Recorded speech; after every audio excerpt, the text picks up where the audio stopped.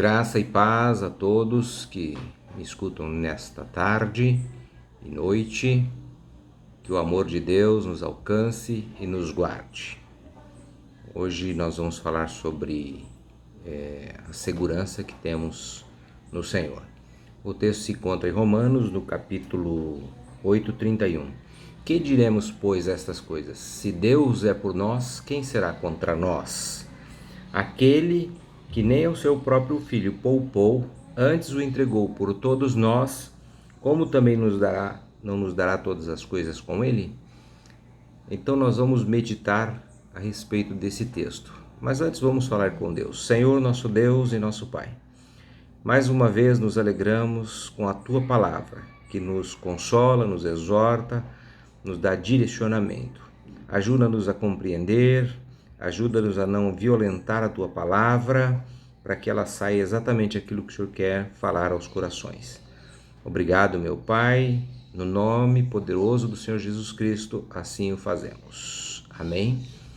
Paulo, escrevendo aos Romanos, ele fala nessa carta a respeito da segurança, né? Que diremos, pois, se Deus é por nós, quem será contra nós? Então, é uma garantia, quando nós cremos pela fé, que Deus pode nos guardar.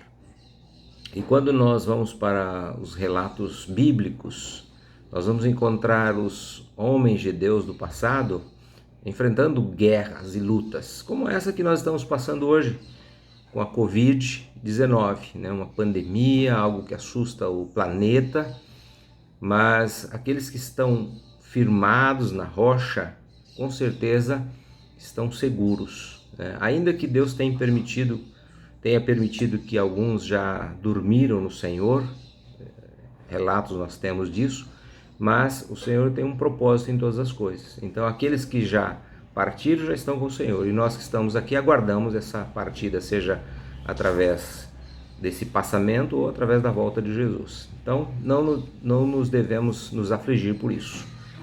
Jó, escrevendo no livro em 3:25, diz: o que eu temia me aconteceu, o que eu receava me sobreveio. Então muitas vezes o que acontece na nossa mente é que nós encucamos com as coisas, e por conta disso acabam acontecendo problemas. Mas vamos voltar aqui aos homens de Deus. Lá em Juízes capítulo 6, os israelitas fazem o que é mal aos olhos do Senhor. O texto diz assim: porém os filhos de Israel fizeram o que era mal aos olhos do Senhor. E o Senhor nos deu nas mãos dos midianitas por 7 anos. Então houve um motivo pelo qual Deus entregou ali o povo de Israel na mão dos midianitas. E esse relato do capítulo 6, onde nós vamos encontrar Gideão aí sendo levantado para livrar o povo de Israel da mão dos midianitas, ele fala a respeito de um povo numeroso de gente, muita gente, né? Como gafanhotos eram os midianitas. E Israel era pequeno, mas o que importa o tamanho para Deus? Então aqui a gente vê essa pandemia, né? A quantidade de vírus que se prolifera rapidamente. Mas o que é isso para Deus? Nada, nada, né? Quando a gente contrai a doença, eu já tive, né? A gente não deve se desesperar, deve entregar nas mãos do Senhor. Ele com certeza nos guardará.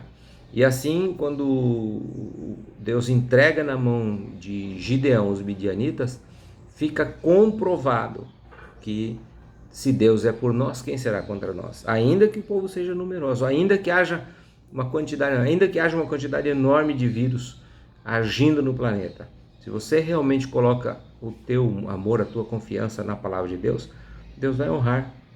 O Salmo 91 diz: aquele que habita no esconderijo do Altíssimo, a sombra do Onipotente descansará. Então é uma garantia, um penhor, é algo que você tem direito, né?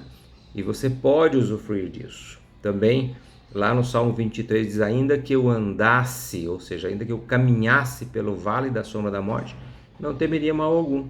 Isto é confiança, isto é fé, como está lá em Hebreus 11:1. A fé é o firme fundamento das coisas que se não vê e prova das que se esperam. Então, que diremos, pois, a estas coisas todas que está acontecendo? Se Deus é por nós, quem será contra nós? Gideão vai, consulta a Deus, né? ele era uma pessoa como outro qualquer, não era um super-homem, ele tinha o seu temor. Ele vai a Deus e Deus, então, através de um ato, manda ele, um menino, até o arraial dos midianitas para ver o que acontece, porque ele tinha receio.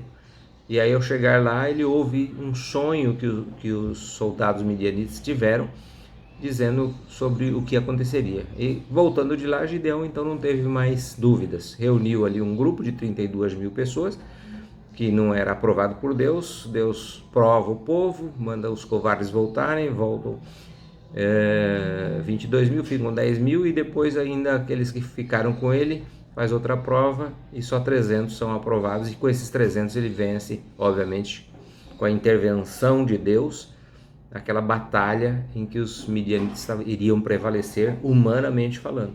Mas aqui eu não quero falar de coisa humana, eu quero falar de algo sobrenatural, que é a fé em Deus, que é essa confiança em Deus. Lá no Salmo 56, 11, fica muito claro quando o salmista diz: em Deus tenho posto a minha confiança, não temerei o que me possa fazer o homem. Com esta garantia, com este penhor, você pode seguir em frente. Ah, mas se eu pegar o Covid, você vai colocar a tua confiança em Deus, você não vai dar a devida importância. O que o inimigo quer é que você fique com medo, né? E lá em Coríntios, segunda carta de Paulo aos Coríntios, escrevendo no capítulo 10, 5, ele diz que nós devemos levar o nosso pensamento cativo à obediência de Cristo. Então, todas as vezes que sobrevier à tua mente um medo, receio, temor, não que você seja incauto ou vai ser descuidado, não é isto. Eu estou dizendo que se vir na tua mente a possibilidade, se eu contrair, posso morrer, você tem que prender esse pensamento, amarrar, né? Levando cativo. Para você levar alguém cativo, você tem que amarrar, algemar esse pensamento a Cristo. E aí ele vai desaparecer e o receio vai embora, para que não aconteça o que aconteceu com Jó, que ele ficava receoso, aconteceu com ele. Uma outra passagem que nos traz também um alento para essa situação, né? E para qualquer outra situação diversa. Não vamos falar aqui só sobre a Covid, mas qualquer situação, seja ela financeira, emocional, seja ela de ordem espiritual, né? Aquele sistema de depressão que costuma atingir as pessoas. Deus sempre vai agir por você, sempre, basta que você creia, né? A Bíblia diz que importa que aqueles que creem em Deus creia que ele é galardoador. O galardoador é aquele que dá, aquele que fornece algo livremente, né? E lá em Tiago diz: se nós não temos sabedoria, peça a Deus que dá liberalmente. Também no livro de Tiago diz: toda boa dádiva e todo dom perfeito vem do alto, descendo do Pai das luzes, em que não há mudança e nem sombra de variação. Então é essa segurança que a palavra de Deus nos dá. Se Deus é por nós, quem será contra nós? Então, que diremos, pois? Então, voltando aqui para segundo livro de Crônicas, capítulo 14, verso 9, nós vamos encontrar aqui Asa reinando em Israel, e aí um outro inimigo se levanta também com 1 milhão de carros para destruir ali o povo de Israel, para ir contra Asa. E aí diz o texto assim: Zerá, o etíope, saiu contra ele com um exército de 1 milhão, com 300 carros, e chegou até Maressa. Então Asa saiu contra ele e ordenaram a batalha no vale de Zefatá, junto a Maressa.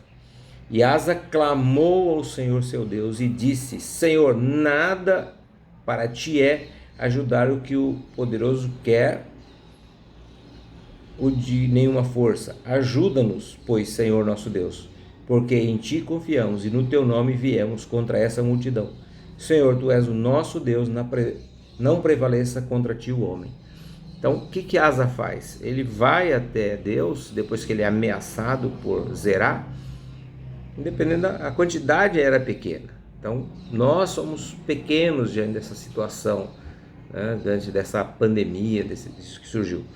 Mas o que aconteceu com esses dois homens? Eles vão até Deus, e assim com outros também, eles vão clamar ao Senhor. E Asa invoca aqui essa situação, né? Que para Deus tanto faz se é grande, se é pequeno, se tem, se não tem. Deus não olha para esse aspecto. Deus vai intervir se você tão somente confiar e crer, né? Se creres, verás a glória de Deus. Jesus falou para Marta quando foi ressuscitar Lázaro. Então Marta não tinha entendido num primeiro momento, mas ele a si mesmo foi lá e insistiu com ela e disse: Marta, eu sou a ressurreição e a vida. Quem crer em mim, ainda que esteja morto, viverá. E aquele que vive e crê em mim nunca morrerá. Então, o fato da pessoa crer em Jesus, recebê-lo como Salvador e Senhor, dá a garantia de que ele tem a vitória, seja nessa vida e para o futuro, né? Morar na eternidade. E aqui voltando para zerar, ele todo confiante, porque ele estava confiando no braço forte que ele tinha, mas ele não é mais forte do que o Deus Todo-Poderoso, Criador dos céus e da terra. E ele se volta contra Israel para destruir. Só que Asa faz o caminho certo, e é isso que a gente tem que aprender. Trilhar o caminho certo, aquele caminho que nos conduz à vitória. Vai até Deus, clama ao Senhor, e a vitória vem. Deus simplesmente derrota, zerar ali, deixando a situação igual. Ou seja, a vitória veio para Asa. Então, se você atravessa uma luta, se você atravessa uma guerra, né, uma situação adversa, você tem que lembrar do texto da palavra de Deus. A palavra de Deus não é um amuleto, não é algo que tem que ficar em cima da televisão, da estante, seja lá onde for, né? A televisão hoje não tem mais aquele aspecto largo que podia deixar, mais em cima de uma estante, ou de uma escrivania, ou de um rack. É para ficar guardada no coração. Ele não é, vou abrir aqui e deixar no Salmo 91 para espantar os mal, ou mal olhada a situação. Mas não é isso que funciona. O que funciona é colocar a palavra de Deus em prática. Se Deus é por nós, quem será contra nós? Então a palavra do Senhor nos garante isso, né? Lá em Romanos 8:28, um pouco antes do 8:31 que eu li como base da mensagem, ele fala assim: e todas as coisas cooperam para o bem daquele que ama a Deus, que são chamados por seu decreto. Se a pessoa tem noção disso, ela com certeza sabe que a situação vai se reverter em favor dela. Então, basta confiar, né? Quando nós vemos milhares de textos que nos garantem essa vitória, o que nós temos que fazer? Tão somente colocar a nossa fé em ação, agindo, né? Não só dizendo eu tenho fé, mas colocando em ação. Jesus afiançou dizendo: se você tiver fé como um grão de mostarda, grão de mostarda é muito pequeno, né? Perto de um grão de feijão ele é bem ínfimo. Se você tiver fé como um grão de mostarda e disser a este monte, então o segredo é você ter a fé e dizer, não só ter a fé. Então erroneamente as pessoas dizem: a fé remove montanha, a fé sozinha não remove. Mas a partir do instante que você declara isto, que você coloca no mundo natural aquilo que é sobrenatural, as coisas acontecem. Posso fazer aqui uma analogia de uma sementeira, né? Você planta alguma coisa e você não está vendo. Você planta ali uma semente de alface, uma semente de brócolis, de qualquer tipo de hortaliça, você não vê, a terra está lá. Aí você começa a regar, que é a sua oração, e aí o que vai acontecer? Dali a pouco nasce um brotinho, dali a pouco vem frutifica e saem aquelas hortaliças maravilhosas que Deus permitiu que você colhesse. Porque você plantou e creu, né? Então, da mesma forma, no espiritual não é diferente. Quando você exerce essa condição, você tem a certeza de que vai acontecer. Voltando para o caso de Lázaro, Jesus não tinha dúvida que ele ia ressuscitar. Ainda que ele estivesse morto de 4 dias, Jesus não tinha dúvida.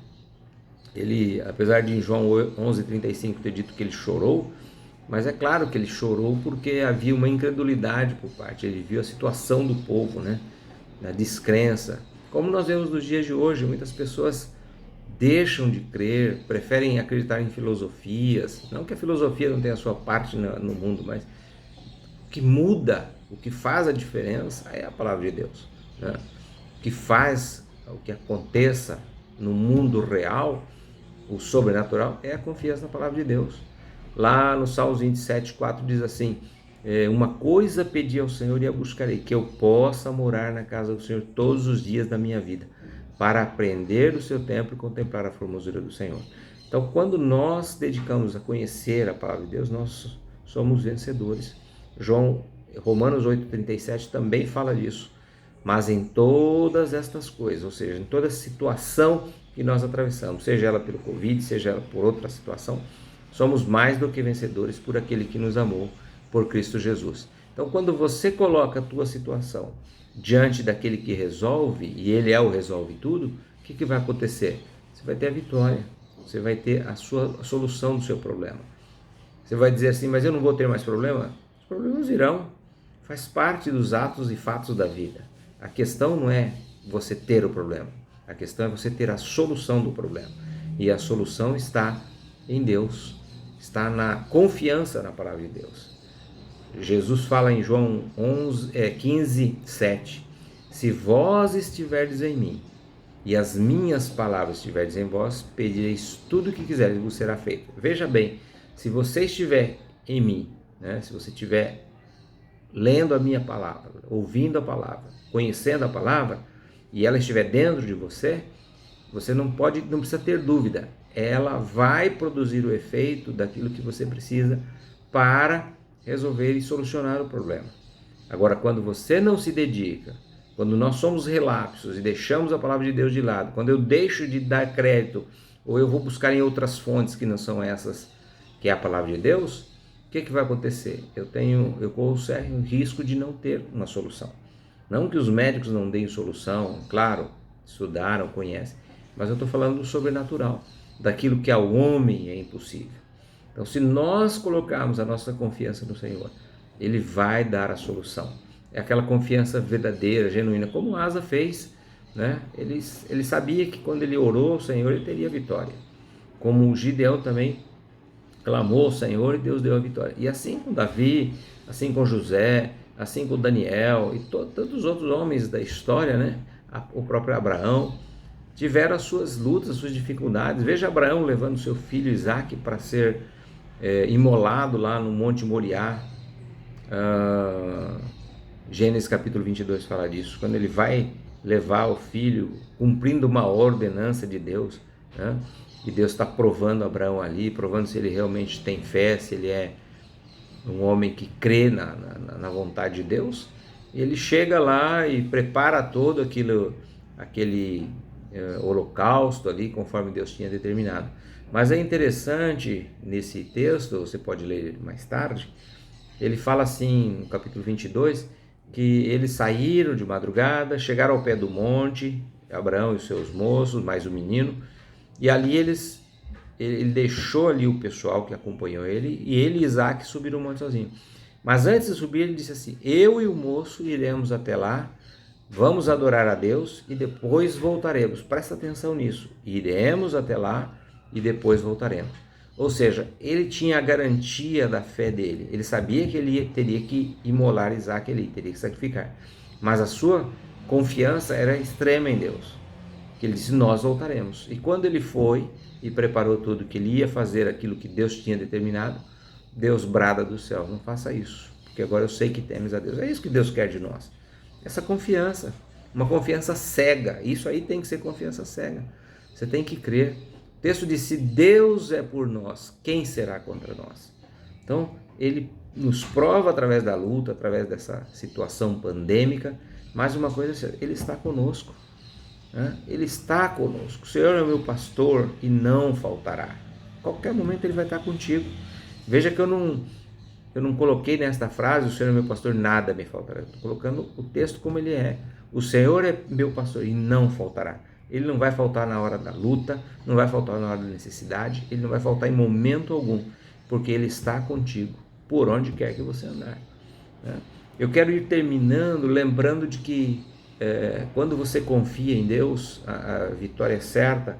O próprio Senhor Jesus relata em Mateus, dizendo, aquele que ouve as minhas palavras, como eu estou praticando agora com você aqui, e as pratica, né? Aquele que ouve as minhas palavras, eu vou assemelhá-lo a um homem prudente. Então, aquele que lê, que medita, que guarda a palavra de Deus, é aquela pessoa prudente, aquela pessoa que está sendo ordeira, que não está sendo desidiosa, que está sendo uma pessoa que vai cumprir. Então, eu vou comparar a um homem prudente, que edificou a sua casa sobre a rocha. Ou seja, a rocha representa a firmeza, né? Representa uma construção sólida. Então, construiu a sua casa sobre a rocha. E veio a chuva, veio a tempestade, veio o vento e não derrubou. Então, ele está fazendo aqui uma analogia da nossa vida espiritual. Se você constrói a sua vida embasado na palavra de Deus, confiando na palavra de Deus, o que vai acontecer? Pode acontecer as tempestades, as dificuldades, e elas virão, tenha certeza disso.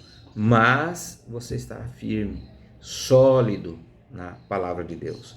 Da mesma forma, em contrapartida, ele diz: aquele que ouve as minhas palavras e não as pratica, agora entrou não, eu vou assemelhar a um homem imprudente, ou seja, aquele homem desidioso, aquele homem que não tem uma firmeza. Ouve, deixa para lá, é só um texto, foi escrito por homens, mas se ele vai construir sobre a areia, como Jesus falou, ele vai construir sobre a areia, sua casa sobre a areia. E vem a chuva, vem o vento, e derruba a casa, e a casa é grande, ou seja, aquela situação se torna insustentável, a sua fé não resiste a essas dificuldades. Então nós temos que analisar o ponto de vista da firmeza da palavra de Deus. Em Oséias 6,3 diz: conheçamos e prossigamos em conhecer ao Senhor. Então é um ato contínuo, meditar na palavra de Deus, ler. Não estou entendendo, não tem problema, leia de novo, ore ao Espírito Santo do Senhor: Senhor, eu preciso entender a tua palavra, me dê discernimento, e ele vai te conceder, porque ele quer, é a vontade dele. Então, se você fizer isso, se você praticar isso, o que vai acontecer? A vitória vem. Que diremos, pois, estas coisas? Paulo fala aqui no capítulo 8:31 de Romanos. Se Deus é por nós, veja, ele está colocando aqui um condicional. Se ele é por nós, quem será contra nós? Então, se Deus está contigo, tranquilo, relaxe, descanse, né? Não viva ansioso. Lá em Filipenses 4:6, Paulo também fala um pouco sobre isso, que às vezes a pessoa é muito ansiosa, com muita dificuldade. Então, não andeis inquietos por coisa alguma, ou seja, ficar com aquela preocupação excessiva. Antes as vossas petições sejam em tudo conhecidas diante de Deus, como fez Asa, foi lá e orou ao Senhor, né? Com a oração, súplica e ação de graça. Ora, suplica e agradece. E aí Deus manda vitória. 1 Pedro 5,7 diz: lançando sobre ele, sobre quem? Sobre Jesus, toda a vossa ansiedade, porque ele tem cuidado de vós. Dessa forma, a vitória vem, a solução vem, e você estará numa guerra com a vitória certa. Não numa guerra insana, algo que você fala: e agora não tem mais jeito. Então, o que nós temos que tirar de proveito desse texto de Romanos 8? Que se Deus é por nós, ninguém será contra nós. A garantia dessa vitória é minha, é tua, é de todos aqueles que nele creem. Jesus fala em João 14,6: eu sou o caminho, eu sou a verdade, eu sou a vida. Ninguém vem ao Pai senão por mim. Se nós buscarmos ao Senhor, como ele falou em 15,7, estivermos nele e as palavras dele estiverem em nós, nada será deixado de fazer. Tudo que você pedir vai ser feito. É óbvio que você vai pedir segundo a vontade dele, não vai pedir alguma coisa fora da vontade dele. Então, lembre-se desse texto de Romanos. Se ele não poupou o filho dele para nos dar as coisas, então imagina o que ele vai fazer. Mas é preciso fazer a nossa parte. A palavra de Deus, a nossa comunhão com Deus é um contrato de mão dupla, de dupla via. Ou seja, Deus fez a parte dele e faz, nós precisamos fazer a nossa. Eu não posso ser relapso, eu não posso simplesmente orar de qualquer maneira, ler de qualquer maneira a palavra de Deus, achando que vai acontecer algo inesperado. É óbvio, você tem que clamar, crer, saber onde você põe o seu pé. Eu quero encerrar essa meditação com algo que é uma ilustração que vai fechar bem esta meditação com vocês. Quando um soldado atravessa um campo minado, ele vai com cuidado, chega do outro lado e deixa as pegadas dele. O outro soldado que logo vem atrás, ele vê aquelas pegadas, ele tem duas opções. Ou ele pisa exatamente aonde aquele soldado que foi vitorioso está lá do outro lado passou sem explodir nenhuma das minas, ou ele aventura, ele vai tentar algum outro caminho e ele pode morrer. Então você tem essa opção. Deus te deu a bússola segura, a palavra de Deus já é um caminho seguro. Se você pisar nela, nenhuma bomba vai explodir, ainda que você corra perigo. As minas estão ali naquele campo minado, mas você vai atravessar seguramente do outro lado. Se você arriscar e quiser tentar, pode ser que dê certo, pode, mas raramente dá, porque são situações que sem Deus impossível de realizar. Então eu quero encerrar essa mensagem deixando para você que se Deus é por nós, quem será contra nós? Medita na palavra de Deus, guarda a palavra de Deus no seu coração, seja sempre firme, abundante na palavra de Deus, para que essa palavra venha a criar raízes dentro de nós, né? Lá em Salmos 119, onde diz: escondi a tua palavra no meu coração, para eu não pecar contra ti. Então ela também tem essa guarida de não deixar que nós caiamos no pecado que nos separa do amor de Deus, né? 66, 11 diz: se eu atender a iniquidade do meu coração, o Senhor não me ouvirá. Então medita nisso. Se Deus é por nós, quem será contra nós? Tenha uma semana de vitória, um ano de vitória, a vida de vitória na presença do Senhor. Vamos agradecer a Deus. Senhor, eu quero te louvar pela tua palavra que é viva e eficaz. Ela é mais penetrante que espada alguma de dois gumes. Eu quero te pedir que o Senhor fale ao coração da pessoa que está ouvindo essa mensagem e que ela seja alimentada pelo poder da tua palavra. Que esta semente caia num coração repleto de terra boa e venha frutificar e dar frutos. Que a pessoa que está assistindo coloque a sua confiança em Deus e saiba que só o Senhor é Deus e não há outro. Que o teu poder envolva essas pessoas. Ó Espírito Santo, envolva essas pessoas com a tua graça, com a tua misericórdia, com o teu poder, de forma que elas venham entender que só o Senhor é Deus, só o Senhor pode livrá-las e colocar a sua vida nas mãos do Senhor. Eu te peço isso em nome de Jesus. E agora eu quero encerrar deixando para você a bênção apostólica para a tua vida. Que o amor de Deus, o Pai, a graça salvadora do Senhor Jesus e as doces consolações do Espírito Santo seja contigo, com a tua família, com os teus familiares, todo o tempo. Em nome de Jesus. Amém. Deus os abençoe.